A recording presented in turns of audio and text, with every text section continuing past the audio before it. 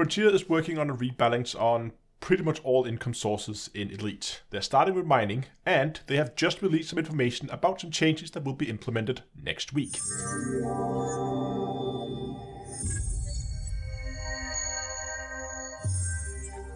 Today's video is brought to you by GameGlass. GameGlass allows you to take control of your ship from a tablet or phone. Not only that, but you also get on-screen information about your ship, your targets, and the world around you. So gone are the days where you have no more room for your key bindings, or you have to alt-tab out of the game to look up market data. On top of that, GameGlass also works with Star Citizens, so follow the link in the video description and try GameGlass for free. If you like it and want more shards and features, you can buy them individually, or you can subscribe to GlassPass. Use offer code DTEA on checkout and get 5% off your first purchase. Hello ladies and gentlemen, and welcome back to Elite Dangerous with Down to Earth Astronomy. Today's just going to be a talking head video where I'm going to go over the changes that Frontier is going to make to mining next week, and I'm going to tell you what I think about them.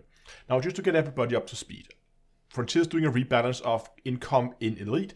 They're starting with first mining this week, and then later on they're going to do combat. So they're taking like the top and the bottom. They're taking the highest earner and the lowest earner. They're bringing those up, and they're starting with the two extremes. Makes perfect sense. They've released some info about what they're going to do with mining. Now, a lot of us would of course expect a nerf since mining is such a high earner, but as you will see, it's actually not that bad. A lot of areas around mining has actually been buffed. But let's go over the info. First of all, I should say that Frontier has stated that this is an iterative process. That means they're implementing changes, they're seeing how it's being received, and then they might do changes and they might keep changing this and fine-tuning it until they get to a level where they're happy. So the numbers we're seeing now and the changes we're seeing now is not necessarily final. They will go in next week, but they might be tweaked later on down the road. Some of the most common mining materials, including painite, low-temperature diamonds, and void opals, will have their maximum prices reduced. They're going for an approximate maximum price for painite at 600,000 credits, low-temperature diamonds at 700,000 credits, and void opals at 1.3 million. So it's not that massive whack with a nerf hammer completely making mining obsolete that some people were fearing. This is reasonable levels, I would say. Keep in mind, these are the theoretical maximum prices or approximate maximum prices you would expect. So you won't see these prices every week. On like a average day, maybe you're only going to see 300 or 400,000 for painite, and then on a good day you're going to get up to 600,000. Frontier want to make the more skill-based mining more profitable. That means the materials you get through core mining is going to be more profitable. And in fact, some of the materials then, or actually all the materials that you can mine exclusively through core mining will have their base price increased. They will be more valuable. Void opals, of course, is getting their prices dropped a bit, but that means that where we, in the past when we were core mining, we would exclusively go for void opals because those were so valuable, or maybe low temperature diamonds as well, but you would exclusively often go for void opals because it was just the highest earner. But by bringing up the other materials as well, means that now it's actually, I think it will, we don't know, we'll see, but I think it will then be viable to go and mine for multiple different materials.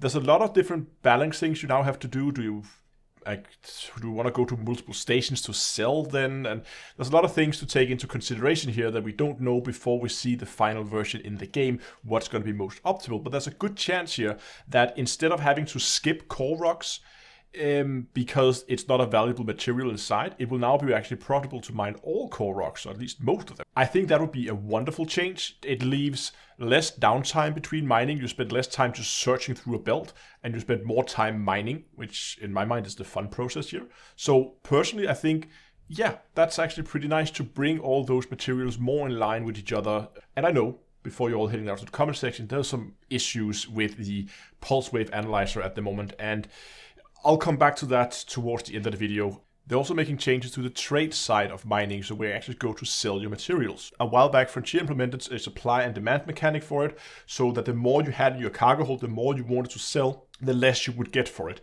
While this mechanic stays, the price that they are offering now in game today is the minimum price that you would get for that amount. So if you imagine that if there is a full demand, they're going to be able to offer price A up here, but if there's no demand, they would offer price B down here. And then they would say, oh, you come in with your supplies, and based on how much of that demand you filled, you're going to get a price in here after that amount of supply has been filled. So if you come in with all of it, you're going to get the minimum, even though if you then sell it in small quantities, you will then get more because then you sold first some up here, then some here, some here, some here, if that makes sense.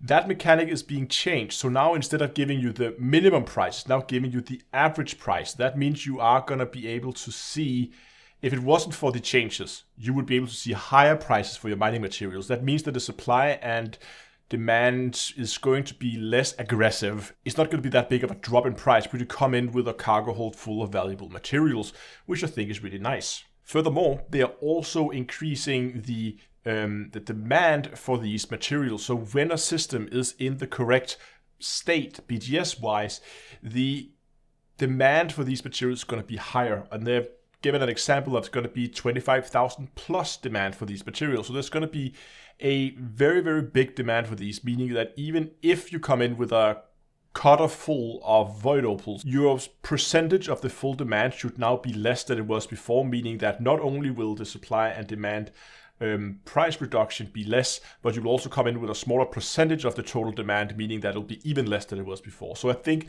with these changes, we are going to be able to see a very small, still noticeable, but very small drop in price in terms for the supply and demand mechanic than compared to what we've seen before. And I think that's nice. It always was a little disheartening when you spend a lot of time mining and you look at that price that you can see on an hour, and you come in and because you have something in your cargo hold, it just drops your price. Now, I promise I'll come back to the pulse wave analyzer. At the time of this recording, there is issues with the pulse wave analyzer. It hasn't been a big issue so far because most people have been doing laser mining, and you don't need a pulse wave analyzer for laser mining.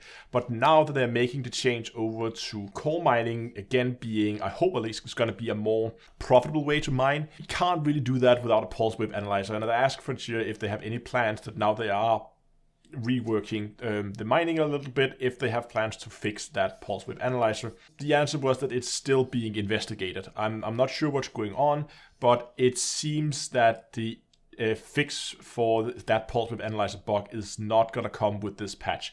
Unfortunately, that means that this is going to leave mining in this weird, or at least money making in Elite in general, is going to leave this in a weird limbo, right? Because they slash the prices, but the materials that are actually now worth mining, being the core materials, is going to be really difficult to mine because we don't have a necessary tool to do so. And because mining has so far been the main money maker for a lot of players, remember, we're not going to get the combat changes in this patch that's going to come next week.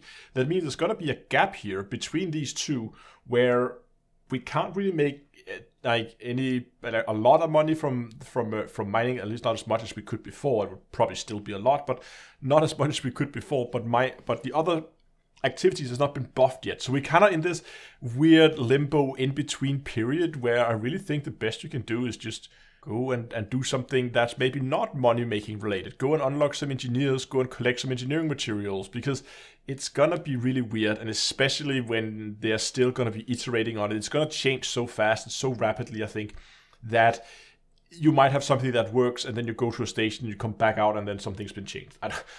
I'm exaggerating, but you get my point. So to sum this up, I like the direction Frontier's going by making skill-based activities more profitable. I like that. The price reduction was not as harsh as I thought it would have been, which is good, because one of the things that they also said in the forum post was that they were kind of trying to dial this into a point where they seemed this to be fair. And that means if this is an indication of the kind of price or like money-making potentials that we are going to see, then it would be fair to assume that when they're doing the combat changes, that they're going to pull combat up to the same level. Now, exactly how much money you're going to be able to make with these mining changes is difficult to say, but my best guess is that you're still going to be able to make anywhere in the 80 to 100 mil an hour area. I think if you're a good miner in a well-engineered ship, I think you can get up in that area there, which is still a lot of money. But the interesting part is if they're going to bring combat up to the same level. If you can begin to make 80 to 100 mil an hour doing combat, then it suddenly begins to look very interesting. And I like the idea of having many aspects of Elite all being close to equal in money-making potential, so that people who may not enjoy mining are not being forced out in a mining ship just in order to make the money they need to actually do what they want in the game. It would be a much better player experience if people can do the things they feel that they enjoy, and then also get the reward for it. But we're going to make sure to keep you guys updated, so if you want to have the latest information and news regarding Elite Dangerous with guides and tutorials, go down and hit the subscribe button. Thanks a lot for watching, hope you enjoyed the video. If you did, give it a like, and until next time, I will see you guys in space.